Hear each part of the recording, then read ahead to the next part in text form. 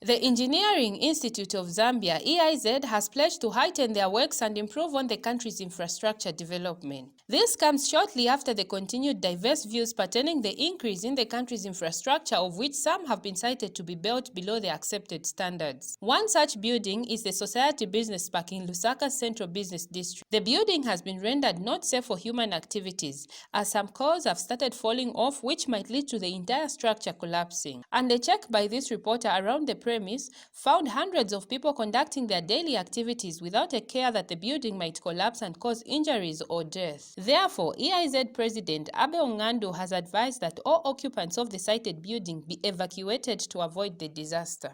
Engineer Abel has since stated that the contractors responsible for the construction of the Society Business Park, who are members of EIZ, will their own be penalized. He has, however, stated that the newly ushered-in Integrity Committee has taken to task the matter to see to it that the earlier mistakes that were made are immediately corrected. Of late, our inspectorate units have been encountering resistance to access some of the organizations. I must state here that the EIZ Act empowers an inspector to carry out their duties freely. Compliance with the EIZ Act is law, and therefore any organization, engineering professionals as well as contractors and their subcontractors should be compliant at all times. Our call is to you CEOs to ensure that all times compliance is observed. Ladies and gentlemen, we recently met the Republican President, His Excellency Dr. Edgar Chagwalugu, at which the following issues were highlighted. Number one, the need to have the Office of the Engineer General.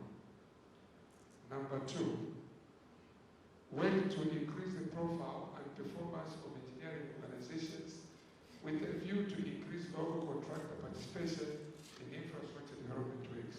Engineer N'gandu was speaking at the EIZ and stakeholders consultation meeting in Lusaka. And speaking at the same event, Permanent Secretary under the Ministry of Housing and Infrastructure, Mufune, has stressed that government is ready to partner with EIZ in order to yield standard works in the sector. Ladies and gentlemen, government is ready to partner with professional bodies such as EIZ to ensure that engineering projects in the country meet expected standards and best practices.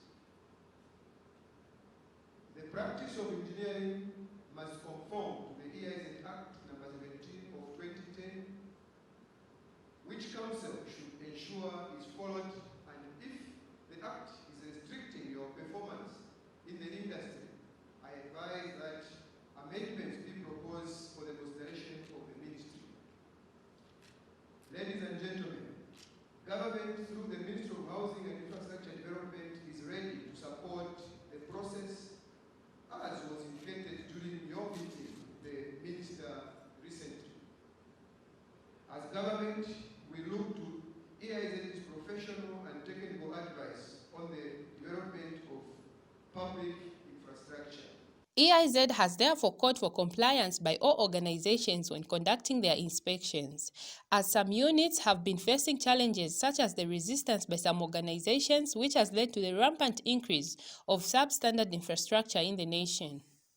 Reporting for Movie TV News in Lusaka, Namangolwa Mundia.